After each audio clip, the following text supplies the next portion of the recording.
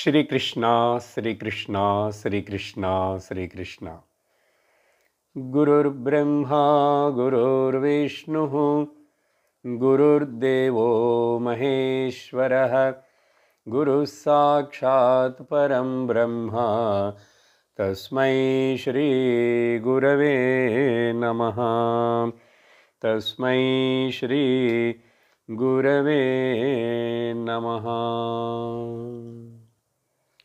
हरि ओम तत्सत्। వివేక చూడామణి 344వ శ్లోకం. అహం బుద్ధ్యైవ మోహిన్యా యోజయిత్వా ఆవృతో బలాత్ విక్షేపశక్తిః పురుషం విక్షేపయతి తద్గుణైః. భగవాన్ ఆదిశంకరాచార్యులు వారు చాలా సహనంతో 555 శ్లోకాలతో కూడి ఉన్నటువంటి ఈ వివేక చూడామణిని మనకు అందించారు. సహజంగా దీన్ని అందరూ ఈ అన్ని శ్లోకాలను చదవరు, చెప్పరు. ముఖ్యమైన శ్లోకాలని చెప్పి 108 చెప్తుంటారు. అన్ని శ్లోకాలు చెప్పి వినాలంటే శంకరాచార్యుల వారికి ఎంత సహనం ఉందో చెప్పే నాకు వినే మీకు కూడా అంత సహనం ఉండాలి. కొన్నిసార్లు చెప్పిన విషయాన్నే మరలా చెప్తున్నారా అని అనిపిస్తుంది. సంస్కృతం మనకు అంతగా లోతుగా విని చదివి అర్థం చేసుకొని రసించుటకు మనకు అర్హత లేనందువలన ఆ సంస్కృత భాష యొక్క మనకు గంభీరత కూడా మనకు తెలియనందువలన కొంచెం శ్రమముగా ఉంటుంది.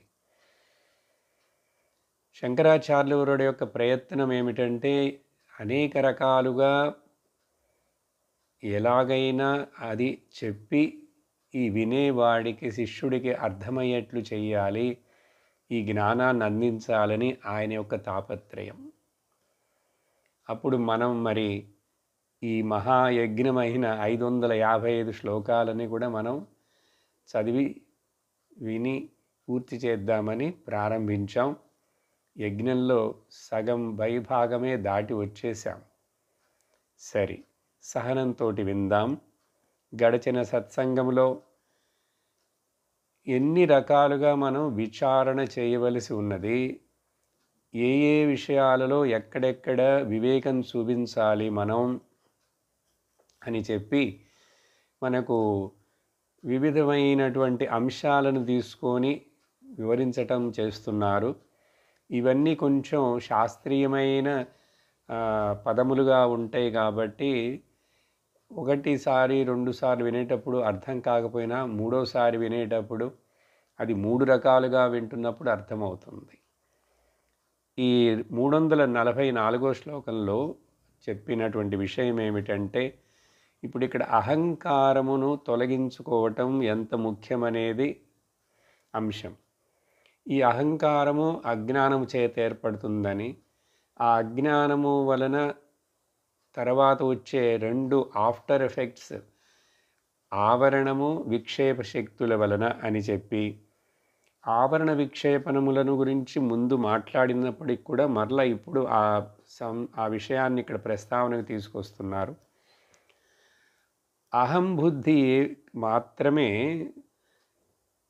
ఈ మనుషుణ్ణి మోహింపచేసి అహంకారం, నేను చేస్తున్నాను, నేను కర్తను, నేను భోక్తను అనే ఈ అహంకారం, అహం బుద్ధి ఏవ మోహిన్యా, దాని చేత మోహించబడినటువంటి వాడు మోహించబడి, ఆ తర్వాత ఆవృతం అజ్ఞానం ఆవృతమై వీడి యొక్క స్వరూపాన్ని అది కవర్ చేసేసింది కాబట్టి దాని యొక్క బలము చేత ఆ తర్వాత ఏర్పడేటువంటి అనేక రకాలైనటువంటి తప్పైన భావనలు, మిస్కన్సెప్షన్స్, దాన్ని విక్షేపం శక్తి చేత ఈ పురుషుడు ఆ గుణాలకు, మాయలో ఉన్న 3 గుణాలు, ఆ గుణాల వలన ఏర్పడినటువంటి ఈ శరీరము, ఆ గుణాలతోటి పనిచేస్తున్నటువంటి ఈ మనస్సు, ఆ అహంకారము, ఆ గుణాలకు తగినట్లుగా వీడు ఇక్కడ ప్రవర్తిస్తూ ఇవన్నీ నిజం అనుకుంటుంటాడు అని చెప్పిన తర్వాత ఈరోజు 345వ శ్లోకంలో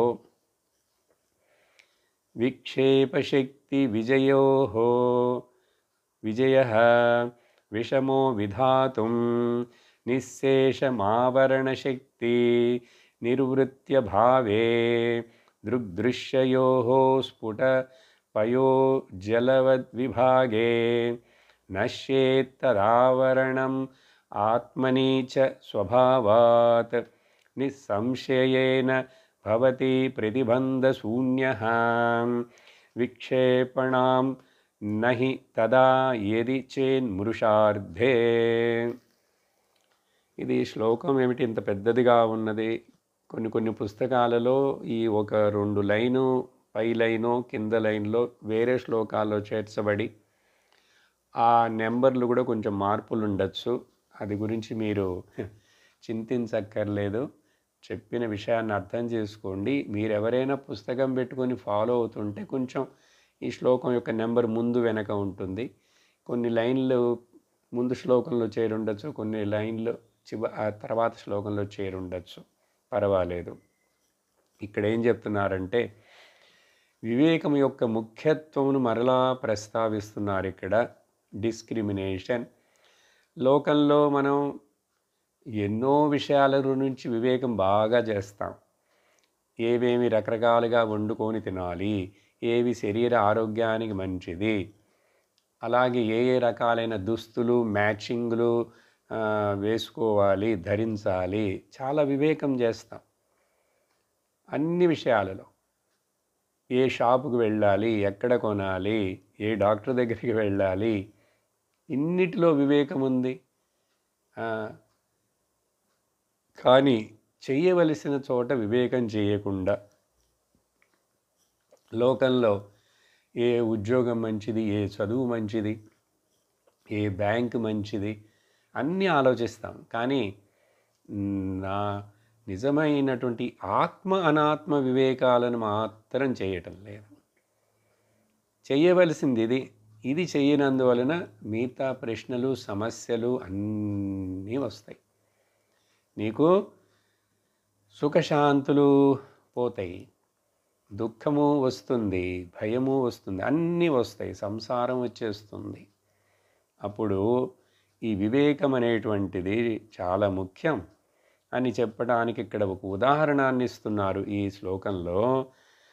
సహజంగా పురాణాల్లో చెప్పబడేటువంటి ఒక హంస, అది రాజహంస కానీ ఏ హంస అయినా కానీ, హంసలను మనం ఇక్కడ భూలోకంలో ఇక్కడ మామూలుగా ఇప్పుడు చూడలేం. అవి నిజంగా ఉన్నాయా, అవి ఉంటే వేరే లోకాల్లో అక్కడక్కడ ఉంటాయా? కానీ చాలా చోట్ల ఈ హంసను గురించి, హంస అంటే ఏదో పెద్ద బాతులాగుంటుంది అని కాదు. సరస్వతీదేవికి హంస వాహనం అన్నారు. ఇక్కడ అసలు హంస అంటే ఏంటంటే ఈ హంసను తెల్లగానే ఉంటుంది, ఈ కొంగ కూడా తెల్లగానే ఉంటుంది. దీనికి ఒక సుభాషితం చెప్తారు. హంస శుక్లో బకశుక్ల, హంస కూడా తెల్లగానే ఉంటుంది, కొంగ కూడా తెల్లగానే ఉంటుంది. కో భేద బకహంసయో, మరి ఈ రెండిటికి భేదమేమిటి?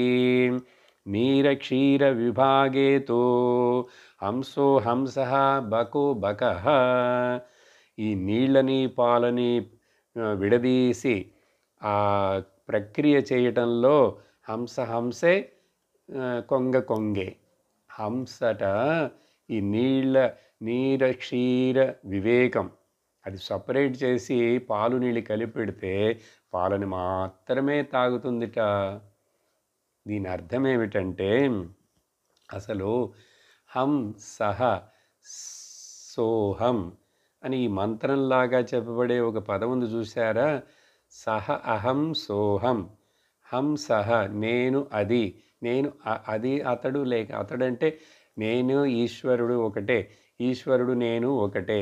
సోహం హంసః, సోహం హంసః. ఇది జపంగాను మంత్రంగాను చెప్పడం కూడా ఉంది జ్ఞాన విషయం కోసం. అప్పుడు ఇక్కడ ఏమిటంటే ఎవరైతే ఈ జీవ ఈశ్వరులు ఒక్కటేననే చెప్పే జ్ఞానాన్ని పొందాడు, అనాత్మ ఆత్మను చక్కగా విడదీసి చూసి తెలుసుకోగలిగాడు, ఆ జ్ఞానికి పేరు హంస అండి. మేబీ ఆ పురాణాల్లో చెప్పిన కథ కూడా అందరూ ఆ రోజుల్లో ఆ జ్ఞానుల గురించి చెప్పడానికి ఈ హంస అనేది చెప్పి, అది క్షీర నీర వివేకం ఉన్నది దానికని చెప్పి ఇలా మనకు కథ చెప్పబడింది కదా. కానీ నిజంగా హంసలు జ్ఞానులు మహాత్ములు అని అర్థం. అప్పుడు అది చెప్పారు. ఇక్కడ చెప్తూ ఏం చెప్తున్నారంటే ఈ విక్షేప శక్తిని మాయ వలన ఏదైతే ఏర్పడిందో విక్షేప శక్తి, ఆ విక్షేప శక్తి రావటానికి మాయ వలన కాదు, ఆవరణం వలన విక్షేప శక్తి. సో విక్షేప శక్తి పోవాలంటే, విక్షేపం అంటే ఏంటంటే డిస్ట్రాక్షన్ అండి. డిస్ట్రాక్షను అసలు అనేక రకాలుగా ఈ మనస్సు పరిగెత్తడం, అనేక విషయాలను గురించి తలుచుకుంటూ వాటిల్లో తలదూర్చి తల బాదుకోవడం, ఇదంతా విక్షేపం భ్రమింపజేస్తుంది. అది ఆ విక్షేప శక్తిని జయించడం అనేటువంటిది చాలా కష్టమండి, అంత సులభం కాదు. అది ఎప్పుడు జయించబడుతుందంటే ఆవరణ శక్తి ఎప్పుడైతే పూర్తిగా నిర్మూలనం చేయబడుతుందో అప్పుడు మాత్రమే అప్పుడు ఆవరణ ఎందుకు ఏర్పడింది? అజ్ఞానం చేత ఏర్పడింది. అజ్ఞానము దేని గురించి? చూస్తున్న నేను దృక్కు దృశ్యయోహో స్ఫుట. ఇక్కడే ఆ ఉదాహరణ 3వ లైన్ల మధ్యలో దృగ్దృశ్యయోహో స్ఫుట పయో జలవద్ విభాగే. పాలు నీళ్లు వేరు చేసి చూసినట్లుగా పాలను పాలుగా చూడాలి, నీళ్లు నీళ్లుగా చూడాలి. కానీ అవి కలిపిన తర్వాత మనకు చూడటం కష్టం. అలాగే ఇక్కడ ఈ దృక్ అనేటువంటి ఆత్మ నేను నాచే చూడబడే దృశ్యము, ఇవి రెండు పక్క పక్కనే అంటుకొని ఉన్నాయి. చూసేవాడిని చూస్తున్నది అన్నీ ఈ రెండు దూరం దూరం లేవు అసలు ఎక్కువ. ఎందుకంటే నా శరీరమే చూస్తే ఇది ఒక దృశ్యమే, నేను చూస్తున్నాను. నేను తెలుసుకుంటున్న నేను ఈ శరీరానికంటే ఎక్కడన్నా దూరంగా ఉన్నానా ఏంటి? శరీరంలోనే ఉన్నానని చెప్తుంది ఉపనిషత్తు కూడా. శరీరాన్ని తాకుతూ అంటుకొని దీంతోనే తాదాత్మ్యమై ఉన్నాను. అందువలన ఆ పాలు నీళ్లు కలిసిపోయిన తర్వాత ఎట్లా కష్టపడతామో తెలుసుకోవడానికి. కానీ ఇక్కడ అలా వేరు చేయటం అంటే అర్థం ఏంటి? గుర్తించటమే. బుద్ధి చేత వివేకం చేత నేను దృక్కుని. దృక్ అంటే ఆత్మను, ఆత్మ అంటే చైతన్యమును, చైతన్యం అంటే కాన్షియస్నెస్ని. నేను అనే ఉన్నాను కాబట్టి నాకు నా బుద్ధి తెలుస్తున్నది, నా మనస్సు తెలుస్తున్నది, నా మనస్సు మూలముగా పనిచేస్తున్న ఇంద్రియాలు తెలుస్తున్నాయి. ఆ ఇంద్రియాల మూలంగా తెలియబడేటువంటి అన్ని ప్రపంచ వస్తువులు విషయాలన్నీ తెలుస్తున్నాయి. నేను ఉన్నాను, అవన్నీ నాకు తెలుస్తున్నాయి. తెలియాలంటే నేను జ్ఞానస్వరూపుడినై ఉండాలి. కాబట్టి నేను నేనే, నాచే చూడబడే తెలుసుకోబడేవన్నీ అవే.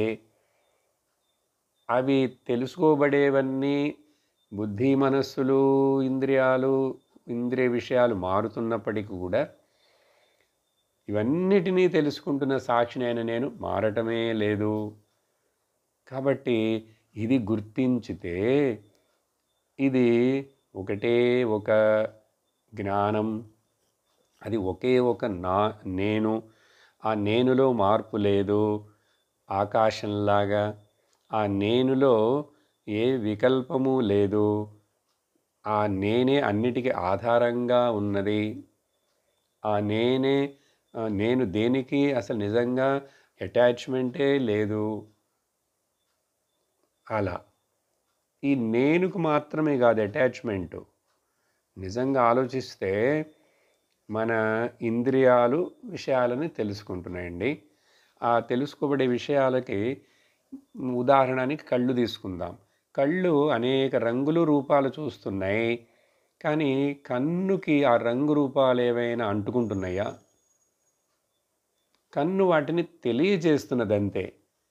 అది మంచి రంగా, చెడు రంగా, ఏమిటి అది ఏమీ కన్ను చెప్పదు.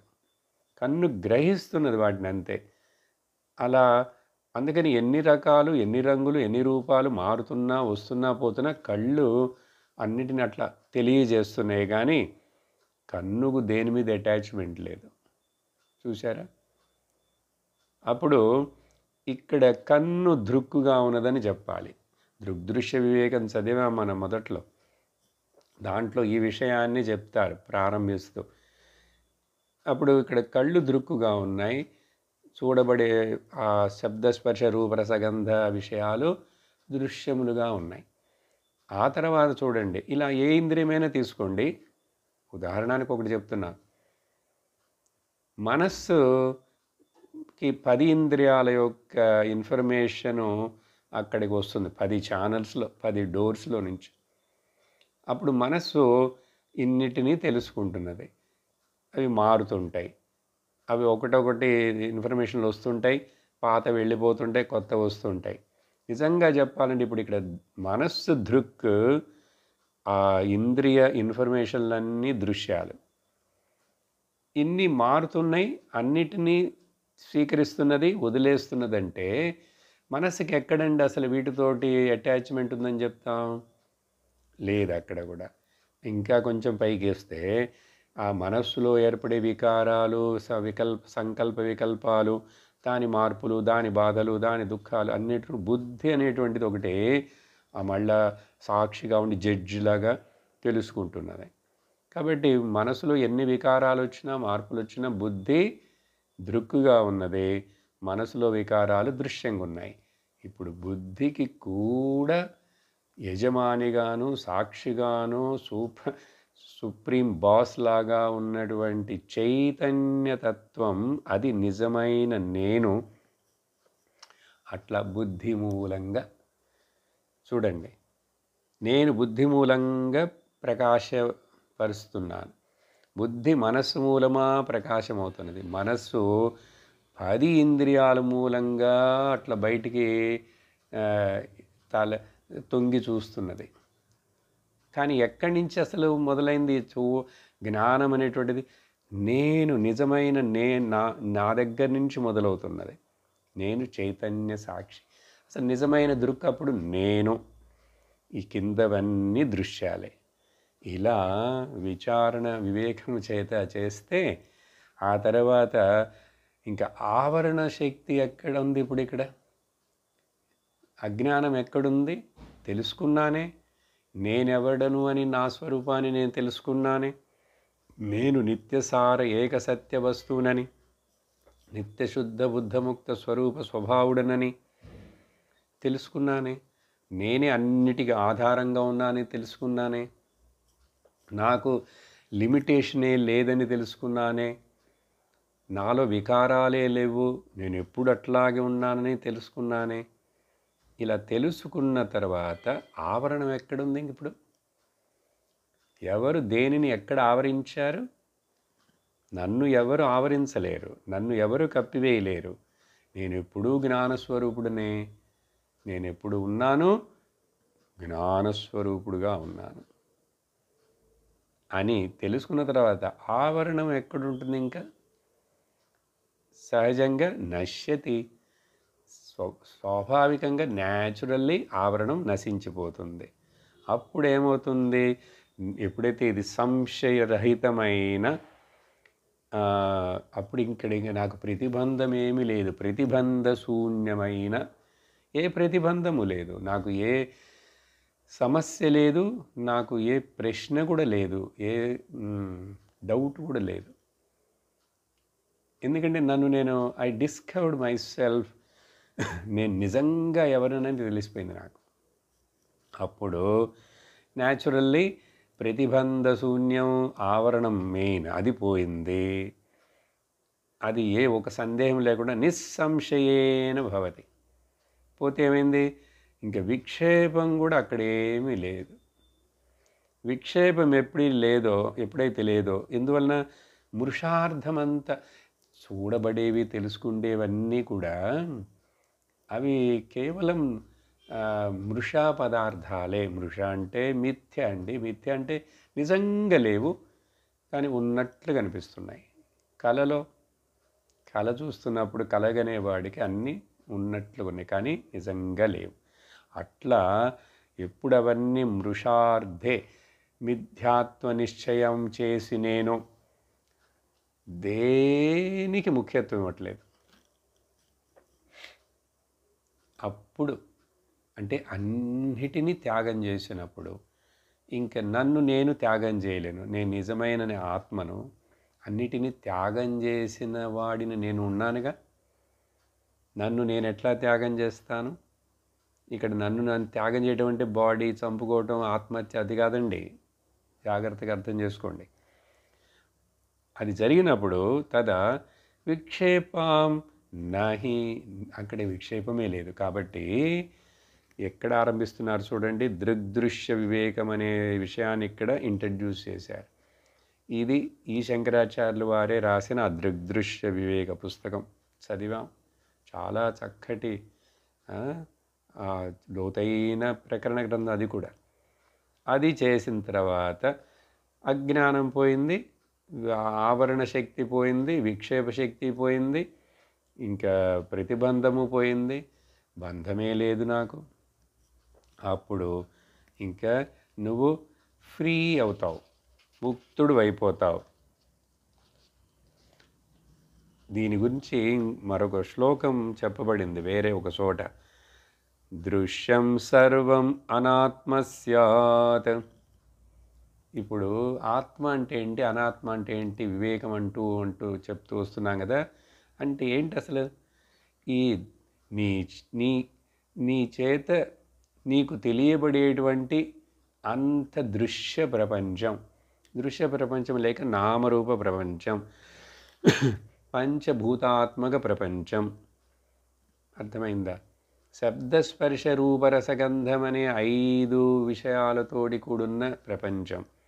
సర్వం అనాత్మ స్యాత్, దృశ్యం సర్వం అనాత్మ స్యాత్. దృగేవ ఆత్మా వికరిణీ. దృక్ అవికరణి, ఏమి చేయకుండా జస్ట్ సాక్షిగా. దృక్ అంటే చూస్తున్నవాడు, చూసేవాడు, అది ఆత్మ. ఆత్మానాత్మ వివేకోయం కతిదో గ్రంథకోటిభి. ఎన్ని శాస్త్రాలు, ఇప్పుడు వివేక చూడమని 555 శ్లోకాలు చదివిన తర్వాత తెలుసుకోవాల్సింది ఇదే.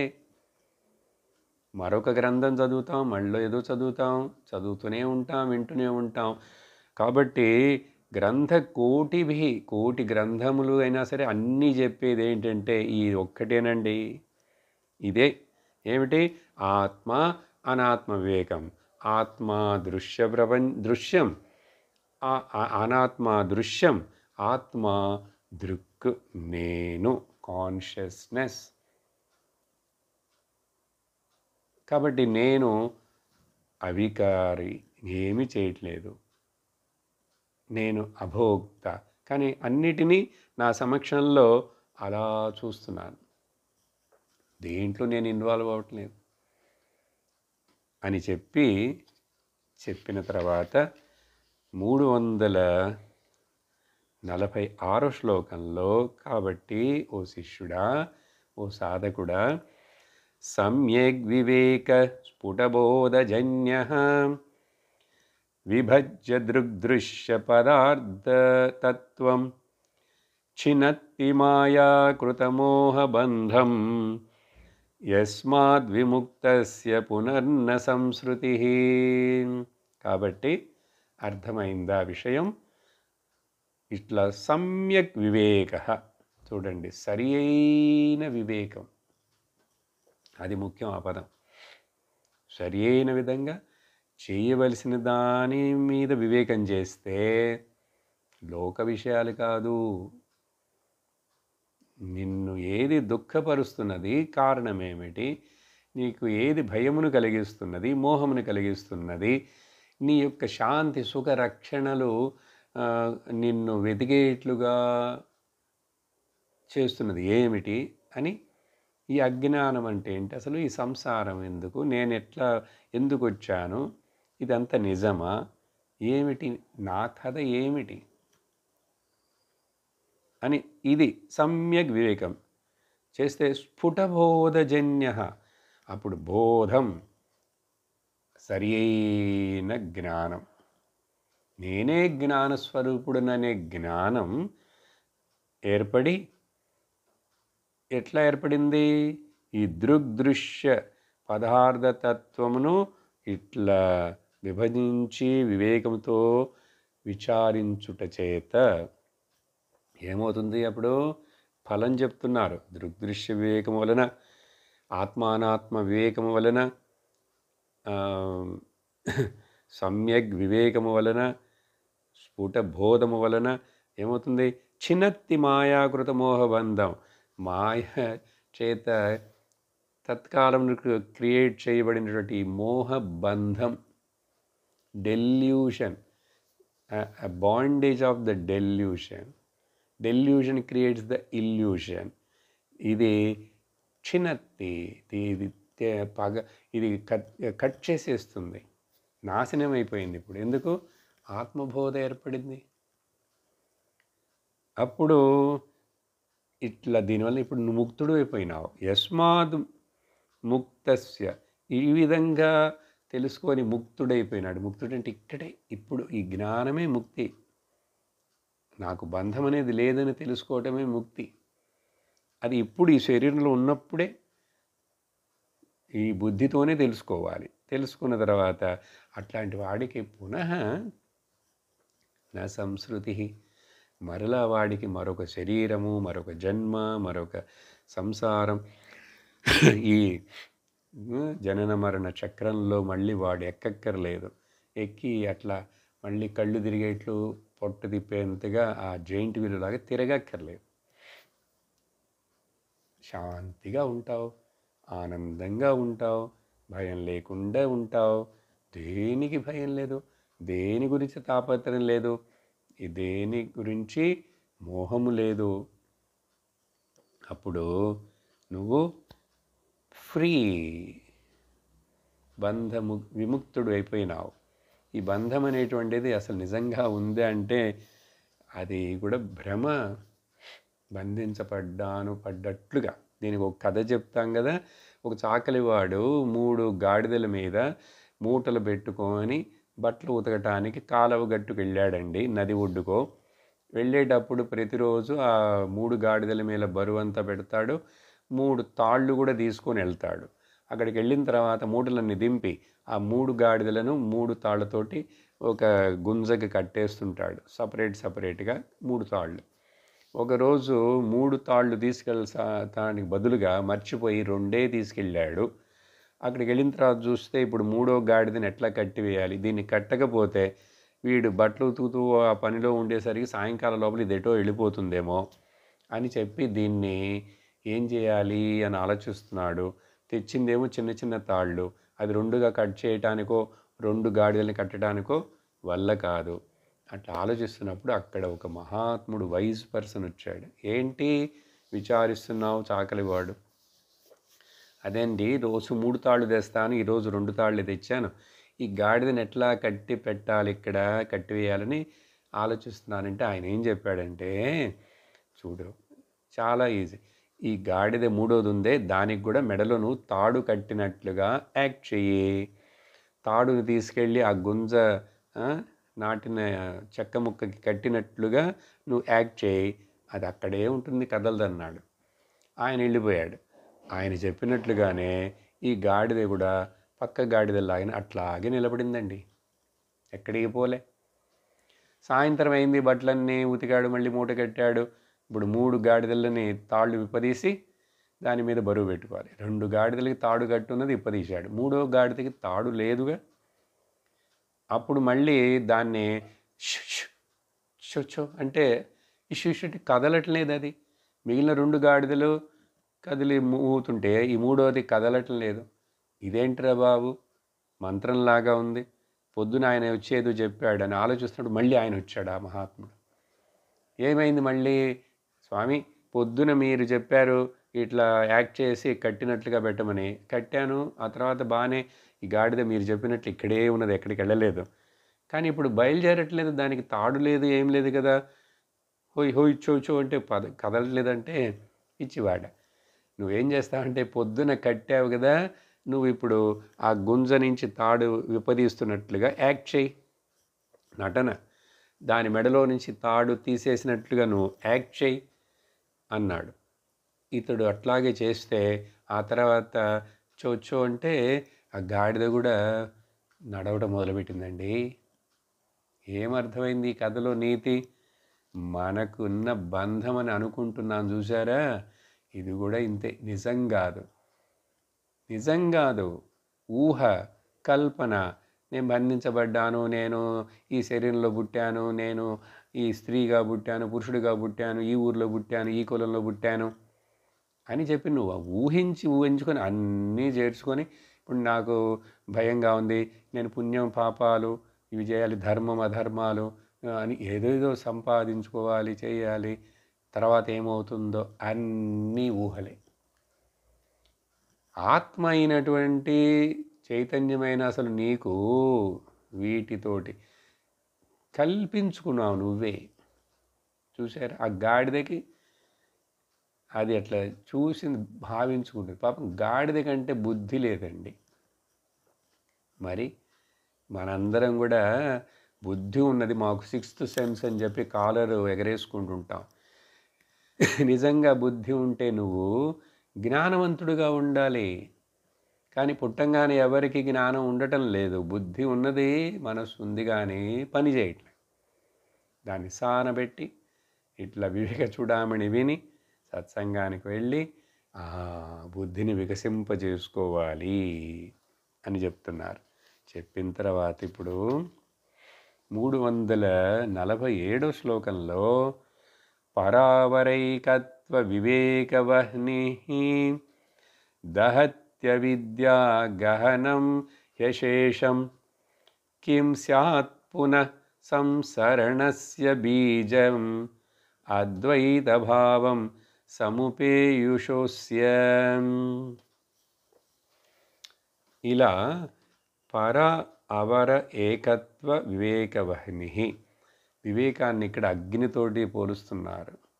ఎందుకంటే అగ్ని అన్నిటినీ దహించేస్తుంది, దహించిన తర్వాత శుభ్రమైపోతుంది. ఇక్కడ జ్ఞానమని వివేకమని అగ్ని చేత ఏం చేశాం? పర అవర, ఇక్కడ కొత్త పదాలు 2. అంటే పర అంటే బ్రహ్మ, అవరం అంటే జీవ. ఈ పర అవర ఏకత్వం, ఈ 2 ఒక్కటే. బ్రహ్మ వేరు, జీవుడు వేరు కాదు. పాట పాడితే సరిపోతుందా? బ్రహ్మం ఒక్కటే. అప్పుడు దీని చేత ఏమైంది? ఇప్పుడు దహతి అవిద్యా గహనం. అప్పుడు ఎంతో కాలంగా, ఎంతో లోతుగా, ఎంతో బలంగా ఉన్నటువంటి అవిద్య, అజ్ఞానం దహించిపోయింది. ఎట్లా? అశేషం, ఇంకా మళ్ళీ కొసురు పిసురు ఏం లేదు దాంట్లో, అసలు ఏమి లేదు, అంత నశించేది, శేషం లేకుండా. అప్పుడు అటువంటి వాడికి మరలా సంసారణస్య బీజం కిం స్యాత్ పునః మరల వాడికి ఇంకా సంసార ఇప్పుడు బీజం అని చెప్తున్నారు కాబట్టి ఇక్కడ చూడండి, రోస్టెడ్ చేసినటువంటి ఏ గింజ అయినా కానీ మొలుస్తుందా? మొలవదు. అది అట్లా కాకుండా ఉంటే నీళ్ళల్లో పడి ఉబ్బి స్ప్రౌట్ వచ్చి మొలుస్తుంది. కానీ ఒకసారి రోస్ట్ చేయండి దాన్ని, ఇంకా దాంట్లో ఏదో తినటానికేనో కొంచెం ప్రోటీన్లు ఉన్నాయి, కార్బోహైడ్రేట్ అని, దాంట్లోంచి జీవం మొలక రాదు. అట్లాగే ఇక్కడ ఇంకా మరలా అది సంసారాన్ని నీకు జన్మనిచ్చి ఇట్లా తిరుగుతూ ఉండటానికి బీజం లేదు, అది దగ్ధమైపోయింది. అందుకని ఇక్కడ అగ్ని ఉదాహరణం, ఇక్కడ బీజం విషయం చెప్పి అప్పుడు ఆ సంసరణస్య బీజం ఎట్లా మళ్ళీ వాడికి వస్తుందా, కలుగునా ఏమిటి అని ఆక్షేపణార్థంగా అడుగుతున్నారు. కిం స్యాత్, రాదు, సందేహపడకు దీంట్లో. ఏమోనండి, ఎన్నో పురాణాలు, ఎంతోమంది వేరే ఏదేదో కథలు చెప్తున్నారు, నేను ఆ తర్వాత ఆలోకానికి వెళ్తాను, ఇక్కడికి వెళ్తానని, తర్వాత నువ్వు వైకుంఠానికి వెళ్ళాలంటే ఇట్లా చేయంటున్నారు, కైలాసానికి వెళ్ళాలంటే అట్లా చేయంటున్నారు, ఈరోజు ఉపవాసం ఉండు, ఆ రోజు ఆ దేవుడికి పూజించు, ఆ గుడికి వెళ్ళు, ఏదేదో చెప్తున్నారండి, అట్లాగే మీరు కూడా ఏదో చెప్తున్నారా అని సందేహపడకు. ఇది అట్లాంటిది కాదు, నువ్వు ఎక్కడికి వెళ్ళక్కర్లేదు, నీకు అసలు ఏమీ అక్కర్లేదు, నువ్వు పూర్ణంగా ఉన్నావు, నువ్వే బ్రహ్మముగా ఉంటే నువ్వెందుకు మళ్ళీ ఎక్కడికి వెళ్ళడం, ఎందుకు వెళ్ళడం? కాబట్టి చివరి లైన్లో ఏమంటున్నారంటే, ఈ అద్వైత భావం, అది రెండు లేవు, నేను జీవునిగాను, నేను అహంకారినిగాను, శరీరము గాను, నేను బ్రహ్మమును. ఆ బ్రహ్మం అంటే ఏమిటి చెప్పాం కదా చాలాసార్లు, అది మర్చిపోకూడదు. అటువంటి బ్రహ్మమునైన నాకు పొందిన బ్రహ్మజ్ఞానం, ఏకత్వజ్ఞానం, సర్వాత్మభావ జ్ఞానం పొందిన ఇతడికి మరలా ఈ సంసారం అనేది ఉంటుందా? ఉండదు కదా, ఉండలేదు అని చెప్పి ఆ తర్వాత శ్లోకం, ఆవరణస్య నివృత్తి భవతి, ఆవరణస్య నివృత్తి భవతి హి సమ్యక్ పదార్థ దర్శనతః మిథ్యా జ్ఞాన వినాశః తద్విక్షేప జనిత దుఃఖ నివృత్తి. కొన్ని శ్లోకాలు పూర్తిగా మీటర్లో లేవు, కొన్ని ప్రోజ్ ఆర్డర్లు అట్లా ఉన్నాయి, మీటర్లో అట్లా చదవగలిగినవి కొన్ని పాడినట్లుగా చెప్తున్నాం ఇక్కడ. ఇప్పుడు సరే, ఏం మాట్లాడుతున్నాం అసలు విషయం? ఆవరణ శక్తి, విక్షేప శక్తి, అజ్ఞానము చేత, అందువల్ల వివేకమును ఉపయోగించు, వివేకమైన అగ్నితోటి అవన్నిటినీ తగలబెట్టి. సో కాబట్టి ఆవరణ శక్తి నివృత్తం అయిపోయింది. ఎప్పుడు సమ్యక్ పదార్థ దర్శనతః, అసలు నిజమైన వస్తు, పదార్థం అంటే ఇక్కడ వస్తువు అంటే ఏంటి? ఏదో వస్తువులాగా కుండ, క్లిప్, ఇలా ఏదైనా వస్తువా? కెమెరా వస్తువు, పదార్థం అంటే మరి వస్తువు కదా, ఆ పదార్థం అంటాం కదా, ఆ పదార్థం. తినేవి మాత్రమే పదార్థాలు కాదండి, అన్నీ పదార్థాలే. ఇక్కడ పంచభూతముల యొక్క ఏదో ఒక కాంబినేషన్ పేరు పదార్థం లేక వస్తువు. కానీ ఇక్కడ అసలు నిజమైన వస్తువు ఏమిటో అంటే, లేక పద అర్థదర్శనత. ఇక్కడ పదం అంటే ఆత్మ అంటున్నారు, అనాత్మ అంటున్నారు. ఆ ఆత్మ అంటే అసలు దేని గురించి చెప్తున్నారు? నేనే అంటున్నారు. మరి నేనేమో ఈ శరీరంలో ఉండి శరీరం నేనని అనుకుంటున్నాను. కాబట్టి లక్ష్యార్థం,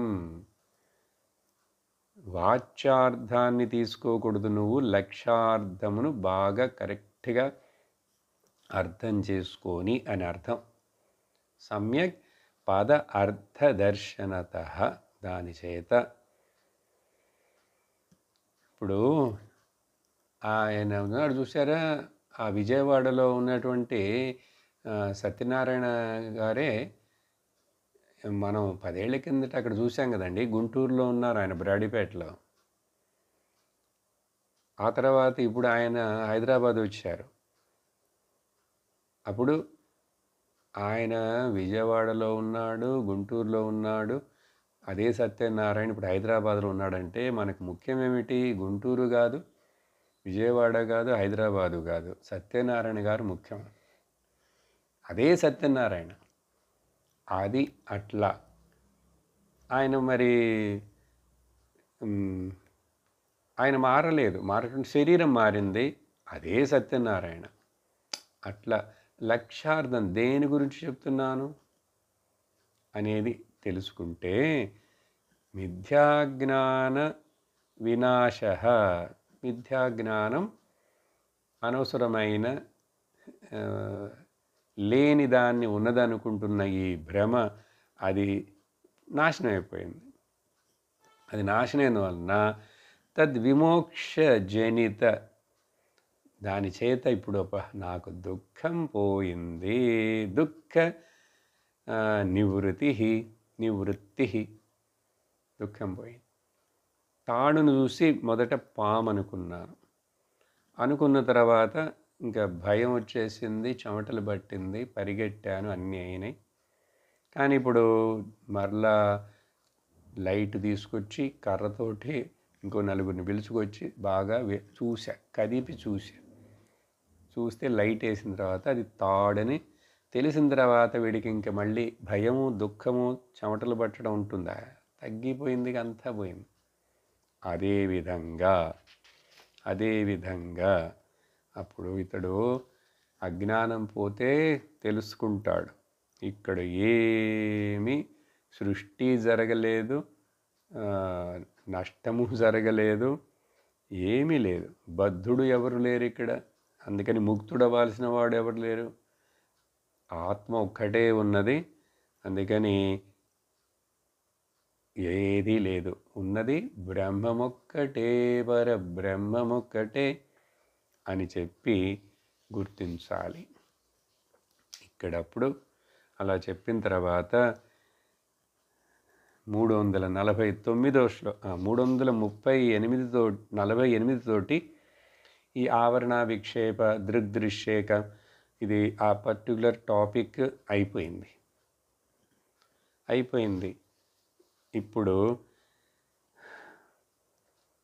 కార్యకారణాలు అని మనిషి వాటి వలన కన్ఫ్యూజ్ అవుతుంటాడు. ఇదండి అసలు కారణం, దానివల్ల ఇది వచ్చిందంటాడు. కార్యకారణం, కాజ్ అండ్ ఎఫెక్ట్ అనేటువంటిది నిజం కాదు, అది false. Cause and effect is an illusion. కార్యకారణ సంబంధాలు ఒక భ్రమ మాత్రమే. అది కేవలం ఒక వార్తాలాపనం కోసమే, ఆర్గ్యుమెంట్ కోసమే. కానీ ఇదేంటి అసలు, కొంచెం దీని గురించి కూడా తెలుసుకోవాలి. ఏం చెప్తున్నారంటే ఇక్కడ, ఏతత్త్రితయం దృష్టం సమ్యగ్రజ్జుస్వరూప విజ్ఞానాత్ తస్మాద్వస్తు సతత్వం జ్ఞాతవ్యం బంధముక్తయే విదుషా. హే విదుషుడు బుద్ధి ఉన్నవాడు, ఉన్న బుద్ధిని సరిగ్గా వివేకం చేత ఉపయోగిస్తున్నవాడు, దేనికి ఉపయోగించాలో దానికోసం ఉపయోగించేవాడికి పేరు విదుష. అట్లాంటి ఆ విదుషుడు చేత విదుష గర్ల్కి పెట్టుకోవడానికి పేరు బాగుంది కదా, విదుష. కానీ ఇక్కడ అతడి చేత తెలుసుకోబడింది. ఏం తెలుసుకున్నాడు? ఈ 3 ఉన్నాయి చూసావు. ఏ 3? ఇప్పుడు మాట్లాడిన 3. ఏం మాట్లాడాం? అజ్ఞానము, ఆవరణము, విక్షేపం అని 3 మాట్లాడాం. అవి 3 సరిగ్గా తెలుసుకున్నావంటే, ఎట్లా సరిగ్గా తెలుసుకోవడం అంటే సమ్యక్ దర్శనం అన్నారు కదా అక్కడ. ఏమవుతున్నది, ఇప్పుడు తాడును చూసావు కానీ పామని అనుకున్నావు అజ్ఞానం చేత. అక్కడ లైటు బాగా లేదు, అక్కడ కొంచెం సెమీ డార్క్నెస్, కొంచెం చీకటిగా ఉంది, కానీ పూర్తిగా చీకటి లేదు, పూర్తిగా వెలుతురు లేదు. అటువంటి దాన్ని అజ్ఞానం అన్నారు. అప్పుడేమైంది, నీకు ఆవరణ ఏర్పడింది, ఇది పాము అన్నావు. ఆ తర్వాత ఏమైంది, ఆఫ్టర్ ఎఫెక్ట్స్, భయం వచ్చేసింది, చెమటలు పట్టేసినాయి, పరిగెట్టావు, కేకలు పెట్టావు, అన్నీ అయినాయి. విక్షేపం అది. ఇది ఈ 3. ఆ ఎగ్జాంపుల్ చూడండి. సరిగ్గా పాము తాడు స్వరూపమును ఉంది, నువ్వు ఇది పాము కాదు తాడేనని తెలుసుకున్నప్పుడు విజ్ఞానాత్. సో ఏది, ఈ 3 కరెక్ట్గా ఇట్లా తెలుసుకున్నప్పుడు నాకు ఏర్పడిన ఈ ఆవరణ నిజం కాదు, సారీ విక్షేపం నిజం కాదు. విక్షేపం రావడానికి కారణం మొదట ఆవరణం, ఆవరణం ఏర్పడటానికి కారణం అజ్ఞానం. సరిగ్గా అక్కడ వెలుతురు లేదు, అందుకని అప్పుడు తొలగిపోయిందనుకో, అందుకప్పుడు ఏమైంది, తస్మాత్. ఆ తర్వాత ఇలా కరెక్ట్గా నువ్వు ఆత్మని గురించి కూడా తెలుసుకోవాలి. ఇక్కడ పాము తాడు ఎగ్జాంపులే చెప్తుంటే, కాబట్టి వస్తు సతత్వం చూసారా మళ్ళీ. ఆ నిజమేమిటి, అసలు నకిలీ ఏమిటి? ఆ వస్తువు, ఇక్కడ వస్తువు అంటే ఆత్మకి మరొక పేరు వస్తువు అండి. వాస్తవముగా ఏది అస్తి, నిజంగా ఏది ఉన్నదో, ఎప్పుడు ఉన్నదో, మారకుండా ఉన్నదో, జ్ఞానస్వరూపంగా ఉన్నదో అది వస్తువు. అది తెలుసుకుంటే జ్ఞాతవ్యం, అది తెలుసుకోవాలి. ఎవరు? బుద్ధిమంతుడు చేత. ఎందుకు? బంధముక్తి కోసం అని చెప్పి ఆ ముందు శ్లోకాల్లో చెప్పిన విషయాన్నే మొదట ఇక్కడికి తీసుకొచ్చారు. తెచ్చి ఇప్పుడు ఆ తర్వాత కొంచెం కొంచెం కాజ్ అండ్ ఎఫెక్ట్ అనే విషయాన్ని మనకు వివరించడం కోసం ఇక్కడ ఏం చెప్తున్నారంటే, అయోగ్నియోగా దివసత్ సమన్వయాత్ మాత్రాదిరూపేణ విజృంభతే ధీః తత్కార్యమేతత్ త్రితయం యతో మృషా దృష్టం భ్రమ స్వప్న మనోరథేషు. ఆ తర్వాత శ్లోకం కూడా చదువుతాను, ఎందుకంటే సరే ఒకటొకటి చూద్దాం. ఇక్కడ ఏమంటున్నారంటే ఒక ఉదాహరణ ఇస్తున్నారు. ఈ ఉదాహరణని ఇంతకుముందు ఇచ్చారు, చూసాం. ఒక లోహముతో చేయబడింది, ముఖ్యంగా లేక ఇనుముతో చేయబడిన ఏదైనా వస్తువుని ఆ నిప్పులో, బాగా మండుతున్న నిప్పులో కొంచెంసేపు పెట్టామంటే ఆ సంబంధం చేత నల్లగా ఉన్న ఇనుము ముక్క ఎర్రటి రంగుగా కాంతిగా మారిపోతుంది. తర్వాత చల్లగా ఉన్నటువంటి ఇనుప ముక్క ఇంతకుముందు ఇప్పుడు వేడిని కలిగి ఉన్నది. చూసారా, రంగు మారింది, వేడి వచ్చేసింది, దాంట్లో కొంచెం వెలుతురు కూడా వస్తుంది. ఇదేంటి? సంబంధము చేత. అదేవిధంగా ఈ సత్, నిజమైన సత్, చిత్, ఆనందం, ఆ చైతన్యం, దాని చేత ఇది ఎప్పుడైతే ప్రకృతి దీనికి దగ్గరగా వచ్చేసిందో, అద్దం అండి, ప్రతిబింబం గురించి చెప్తున్నారు ఇక్కడ. అది చెప్పకుండా మాత్రాది రూపేణ విజృంభతే, ఇక్కడ బుద్ధిలో రిఫ్లెక్ట్ అయింది. ఇప్పుడు బుద్ధి అనే అద్దంలో ఇది రిఫ్లెక్ట్ అయింది. ఎందుకంటే ఆత్మ అంతటా ఉన్నది. చెప్పాను కదా, ఇప్పుడు సూర్యుడు అంతటా ఉన్నా కూడా ఎక్కడెక్కడ అద్దం పెట్టామనుకోండి, అద్దం పెడితే మరొక రిఫ్లెక్షన్ వస్తుంది. ఆ రిఫ్లెక్షన్ కూడా మీరు కిటికీలో నుంచి ఆ చీకటిగా ఉన్న రూమ్లోకి వేశారంటే అక్కడ వెలుతురు వస్తుంది. ఇది ప్రతిబింబమే, బారో చేసుకున్న వెలుతురే. కానీ దీనికి ఒక శక్తి వచ్చింది. దీన్ని ఇట్లా తిప్పుతాను, అట్లా తిప్పుతాను, అక్కడ చూపిస్తాను. పెద్ద అద్దం పెడితే పెద్ద వెలుతురు, పెద్ద ప్రతిబింబం కదా. అదేవిధంగా ఈ బుద్ధి అనే అద్దంలో ఇది దగ్గరగా ఈ ఆత్మ యొక్క సాన్నిధ్యము చేత దానికి రిఫ్లెక్ట్ చేసేటువంటి శక్తి ఉన్నందువలన అసటిల్ మ్యాటర్ కదా బుద్ధి అంటే. అదేం చేస్తుంది, ఇంకా మాత్రారూపేణ అంటే అక్కడి నుంచి పంచభూతాలు, పంచకోశాలు, పంచ తన్మాత్రలు, శబ్దస్పర్శ రూపరసాదులు ఇవన్నీ విజృంభతే, ఎక్స్పాండ్ అయిపోతుంది. అట్లా ఎక్స్పాండ్ అయిపోతుంది. కానీ అది ఎక్కడి నుంచి అసలు వెలుతురుని తీసుకుంది? ఆత్మ దగ్గర నుంచి తీసుకుంది. అదికப்புறம் దాని వలన వచ్చే అనేక ఈ కార్యాలు ఉన్నాయి చూడండి, మోడిఫికేషన్స్, మార్పులు. ఇక్కడ ఎన్ని కాంబినేషన్లు ఉన్నాయి, ఎన్ని వెరైటీలు ఉన్నాయి. చెప్పాం కదా, లోకం అంటే so much variety, so much novelty, so much beauty. కానీ ఒక్కటే ఒకటి లేదు బాబు, స్టెబిలిటీ ఉందా చూడు, అది లేదండి. అప్పుడు ఇవన్నీ ఇంకా వచ్చిన ఆఫ్టర్ ఎఫెక్ట్స్ అన్నీ కూడా మృష, అది చెప్పేది. ఇప్పుడు ఎండాకాలంలో తారోడి మీద వస్తున్నప్పుడు అండి, ఎండమావులు నీళ్లు చూసాం. ఆ నీళ్లు బాగా అక్కడ మరిన్ని ఉన్నట్లుగా, బాగా కదులుతున్నట్లుగా, ఆ నీళ్ళలోంచి కొంచెం అట్లా ఆవిరి కూడా ఏదో వస్తున్నట్లుగా అంతగా కనపడుతుంది కదా మృష. ఆ దగ్గరికి వెళ్ళి చూడు, దగ్గరికి వెళ్ళి చూడు, ఉండదు. కాబట్టి దీని యొక్క ఈ కార్యమంతా ఆ త్రితయం కార్యం. త్రితయం అంటే ఇక్కడ ద్వితయం అని కూడా కొన్నిసార్లు చెప్పడం ఉంది, లేక త్రితయం అని కూడా చెప్పడం ఉంది. ఇదంతా కూడా ఇక్కడ ద్వితయం అంటే భ్రమచేత స్వప్నములో లేక మనోరథం అంటే జస్ట్ ఇమాజినేషన్ చేసేటప్పుడు ఇమాజినేషన్ చేస్తాం కదా, జస్ట్ ఐఎమ్ ఇమాజినింగ్, ఏదైనా ఇమాజిన్ చేయొచ్చు. జస్ట్ డ్రీమ్, కల్లో ఏంటో చూస్తాం, ఏమో చేస్తాం.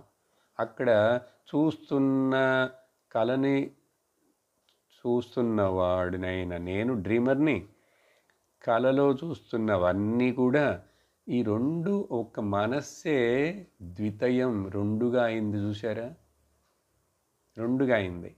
అలాగే లేక మూడు అని తీసుకుంటే కొన్ని పుస్తకాలు ద్వితయం అని ఉంది, కొన్ని పుస్తకాలు త్రితయం అంటున్నారు. రెండు అర్థం ఏంటి, ఏ ఆవరణ ఇవన్నీ మూడని, అవి అసలు వాటి యొక్క మాయా విజృంభణ కార్యం ఎంత.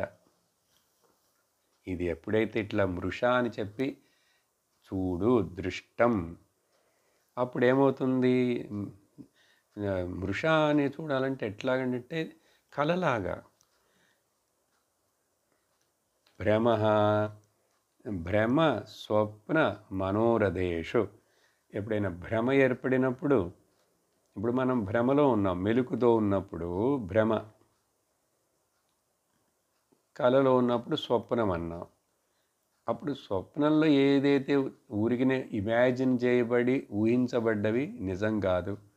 ఇప్పుడు భ్రమ చేత మనం అనుకుంటున్నవన్నీ కూడా నిజం కాదు. నువ్వు ఏదైనా అనుకో, లేక కొన్నిసార్లు బాగా నిద్రపోలేదు, కల రాదలు, భ్రమ, కళ్ళు తెరిచి లేను, కానీ ఏదో కల్పన చేస్తున్నాను, కల్పన, దాన్ని మనోరథం అంటారు. సరే, ఏదైనా అక్కడ నోయరు నోను అన్నీ నేనేగా, కల్పిస్తున్నవాడిని నేనే, కల్పించింది మైండ్లో, ఆ మైండ్లో కనిపించినవన్నీ కూడా నేనే అవి అయ్యి చూసుకుంటున్నాను. సో ఈ విధంగా ఇదంతా ఎందుకు జరిగింది ఏమిటంటే, ఆ ఇనుము నిప్పు సన్నిహితం వలన దీని గుణాలు అది తీసుకుంది. చూసారా, దీని గుణాలు అది తీసుకుంది.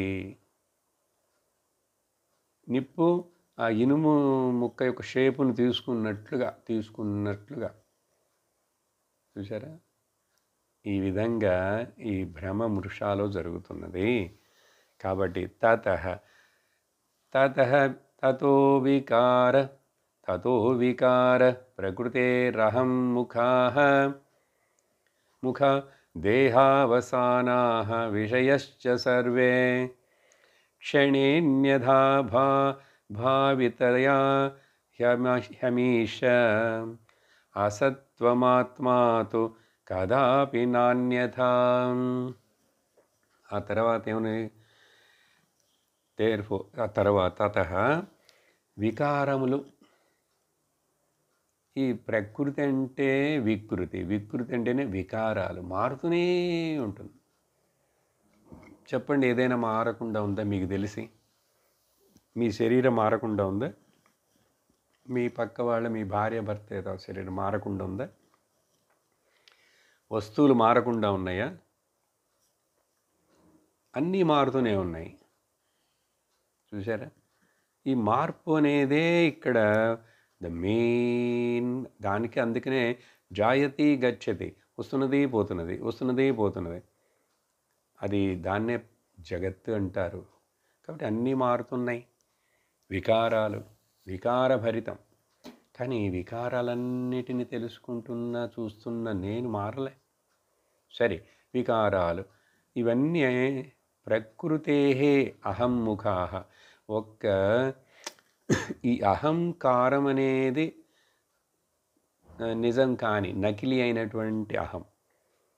ఇక్కడ ఈ ప్రకృతితోటి తాదాత్మ్యం, శరీరంతో తాదాత్మ్యం, చుట్టూ ఉన్న వాటితోటి తాదాత్మ్యం, అన్ని రిలేషన్లు, పొజిషన్లతో తాదాత్మ్యం. అప్పుడు అది అనేక ముఖాలుగా అహం ముఖాః, అహం అనేక ముఖాలుగా అది విశ్వరూపంగా మారుతూ ఉంటుంది. అంటే విశ్వరూపం అంటే ఇక్కడ అన్ని వికారాలన్నీ ఈ అహంకారంలో జరిగేవే అని అర్థం. ఎక్కడి నుంచి మొదలుపెట్టి, దేహం దగ్గర నుంచి మొదలుపెట్టి అన్ని విషయా సర్వే, నా దేహం దగ్గర నుంచి మొదలుపెట్టి ప్రపంచంలోని పొజిషన్లు, రిలేషన్ అన్నీ వికారాలే. ఏ వికారాలు? అహం యొక్క వికారాలే అన్నీ. కానీ అన్నీ నిజం కాదు, భ్రమ, మిథ్యానే. ఇవన్నీ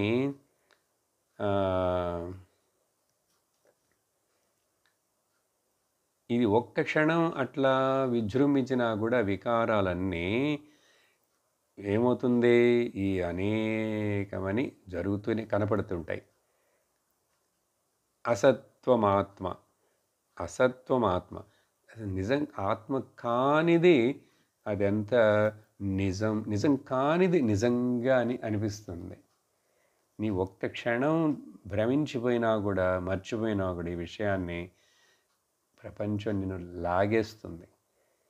చూడండి, ఎంత విన్నా కూడా చూడండి, కొన్నిసార్లు ఈ శరీరం మనల్ని అజ్ఞానం వైపు లాగేస్తుంది. దీనికి ఎన్నో బాధలు, కష్టాలు ఉంటుంటాయి కదా. వ్యాధి, జర, మరణం అవన్నిటిని లాగేస్తుంటుంది. మన చుట్టూ ఉండే వాళ్ళందరూ మనల్ని లాగేస్తుంటారు. ఇంత జ్ఞానం విన్నప్పుడు బాగుంటుంది, అర్థమైనట్లు మళ్ళీ పడిపోతాం. క్షణమైన చాలు నేను లాగేస్తుంది, కరెంటులాగా అట్లా. కానీ నిజమైన నీ స్వరూపానికి ఆత్మ అన్యథా కదాపితు నా, అది ఆత్మ ఆత్మ కాకుండా పోనే పోదు. ఉన్నది ఎప్పుడు ఉంటుంది, లేనిది ఎప్పుడు లేదండి. లేనిది ఎప్పుడు ఉండబోదు, ఉన్నది ఎప్పుడు లేకుండా పోదు. ఏంటండి, మళ్ళీ ఒకసారి చెప్పండి. ఉన్నది ఎప్పుడు ఉంటుంది, లేనిది ఎప్పుడు ఉండదు. లేనిది ఎప్పుడు ఎన్నటికీ ఉండబోదు, ఉన్నది ఎప్పుడు లేకుండా పోదు అని చెప్పి ఇట్లా ఎందుకండి తికమక పెడతారు? తికమక ఎక్కడ? తికమక నీ మనస్సులో తికమక. ఇప్పుడు విన్నావుగా, బాగా అర్థమైంది కదా.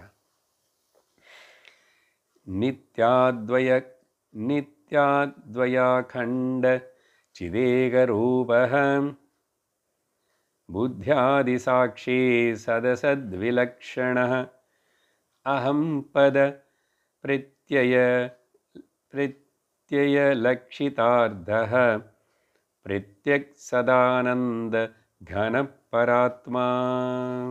సో ఇంత చెప్పిన తర్వాత తికమక పెట్టలేదు, ఏం పెట్టలేదు, విను, నువ్వు ఇది అని గుర్తుంచు. కాబట్టి నువ్వేం చేయాలి, ఏ వికారాలు ఇన్ని చెప్పాం, ఇన్ని మాట్లాడుతున్నాం, అసలు నీ స్వరూపంలో ఇవేవి లేవు.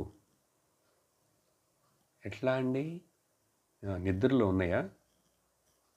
నిద్రపోతున్నావు, ఏమో అయింది, నిద్రపోయావు, ఏమున్నాయి?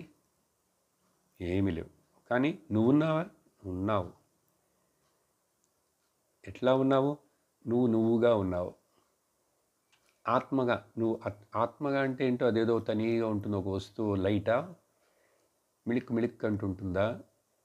అది కాదు. ఉన్నాను అనేది ఆత్మ, ఉన్నానని నాకు తెలుసు అనేదే జ్ఞానం. కాబట్టి ఉన్నాను. ఎట్లా ఉన్నాను? బౌండరీలెస్గా ఉన్నాను, అనంతంగా ఉన్నాను. కాబట్టి ఆనందముగా ఉన్నాను. గుర్తించు, నిద్రలో కాదు, ఇప్పుడు వివేక చూడామణి విని గుర్తించు. అది చెప్తున్నారు ఇక్కడ, మన స్వరూపాన్ని చెప్తున్నారు. నువ్వెవరో తెలుసా? ఏ వికారాలు లేనటువంటి నిత్య, మొదటి విషయం అది. అద్వయ, అది తప్ప మరొకటి లేదేదే. అఖండ, దాంట్లో డివిజనే లేదు, డివిజన్ లేదు కాబట్టి బౌండరీస్ లేవు కాబట్టి అనంతంగా ఉంది. అది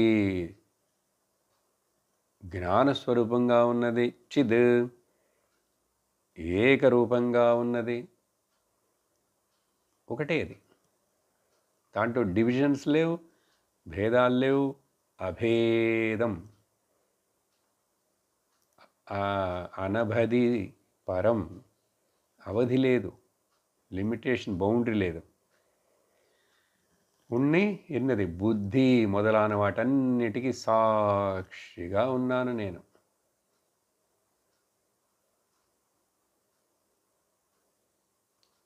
నేను సాక్షిని, అన్నిటిని జస్ట్ చూస్తున్నా, నాలో వికారాలు లేవు.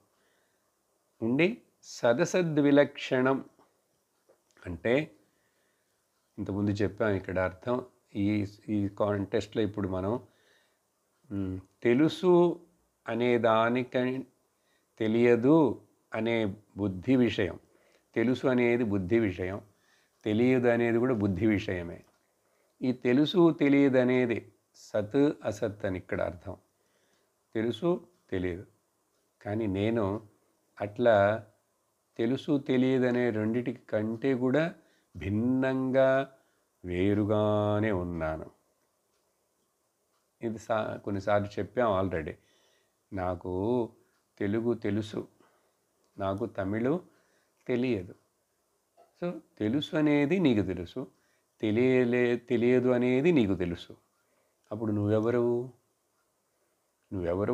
వేరుగా ఇంకొకటిగా ఉంటేనే కదా నాకు తెలుసును అని చెప్తున్నావు, తెలియదు అని చెప్తున్నావు. కాబట్టి తెలుసు తెలియదు అనే దానికి రెండిటికి భిన్నంగా విలక్షణంగా ఉన్న నువ్వు ఏమిటది? అహం అహం అహమహమితి, అహం బ్రహ్మాస్మి. అహం, ఈ అహం అని చెప్పినప్పుడు ఇక్కడ నిజంగా దాని యొక్క పద ప్రత్యయ లక్షితార్థ. ఇక్కడ అహం అంటే అహంకారం కాదు. అహం అంటే ఈ చిన్న శరీరంలో చిక్కుకున్న అజ్ఞాన జీవభావన కాదు. శుద్ధ అహం, అఖండ అహం, బోధస్వరూప అహం. అది ఈ అహం అనే పదానికి లక్ష్యార్థం. అది తెలుసుకో. లక్ష్యార్థం చేత అహం పదము యొక్క లక్ష్యార్థమేమిటో అది నువ్వు. అది ప్రత్యక్ తనకు తానుగా అది అట్లాగే దేనితో సంబంధం లేకుండా ఎప్పుడు కూడా సదా ఎప్పుడు ఆనంద ఘన పరమాత్మ. చూసారా దీంట్లో సత్ చిత్ ఆనందం తత్వమసి నువ్వదే. నువ్వు తెలుసుకున్న తర్వాత ఆ బ్రహ్మం అని నువ్వే. మొత్తం మహావాక్యం వచ్చేసింది దీంట్లో. ఆనందం ఇది ముఖ్యం. సరేనండి ఉన్నానని తెలుస్తుంది, కానీ కష్టపడుతున్నాను కదా. నువ్వు కష్టపడలేదు, శరీరం కష్టపడుతున్నది, మనసు కష్టపడుతున్నది, మనసు దుఃఖిస్తున్నది. కాబట్టే నీకు తెలుస్తున్నది మనస్సు ఈరోజు బాగలేదు. ఎట్లా తెలుసు నీకు? నువ్వు సాక్షివి కాబట్టి. ఆనంద ఘన అంటే అర్థం అది తప్ప మరొకటి లేదు. నిండుగా ఉంటే ఘనం అంటాం. చాలా ఘనంగా చేశారని అంటారు కదా, ఘనపాటి. ఘనం అంటే బరువు అని కూడా అర్థం. ఘనం అంటే గొప్పగా. ఇక్కడ ఘనం అనే పదం వేదాంతంలో చిత్ ఘనం, సత్ ఘనం, ఆనంద ఘనం అంటే నిండి ఉన్నది, పూర్ణంగా ఉన్నదాన్ని, అది పరమాత్మ. ఇక్కడ పరమాత్మ అని చెప్పినందువలన ఇవన్నీ పరమాత్మ గురించే చెప్తున్నారు, ఆకాశంలో ఆ ఊర్లో అక్కడ ఉన్న శివుడి గురించా, నారాయణ గురించా? కాదు కాదు కాదు కాదు అక్కడెక్కడో లేడు. బుద్ధ్యాది సాక్షి అని చెప్తున్నాగా. బుద్ధి కూడా సాక్షిగా ఉన్నది ఎవరు? నువ్వే అని చెప్పి ఈ లక్షణాలన్నీ చింతిస్తూ ధ్యానిస్తూ జ్ఞాపకం ఉంచుకుంటుంటే మనకు ఇప్పుడే ఇక్కడే బ్రహ్మజ్ఞాన జీవన్ముక్తి పొందాము అని అర్థం. సరే, ఈరోజు ఇంతటితోటి నిలిపేస్తాం. ఓం పూర్ణమదః పూర్ణమిదం పూర్ణాత్ పూర్ణముదచ్యతే పూర్ణస్య పూర్ణమాదాయ పూర్ణమేవావశిష్యతే. ఓం శాంతి శాంతి శాంతి. హరి ఓం శ్రీ గురుభ్యో నమః. హరి ఓం. హరి ఓం తత్సత్.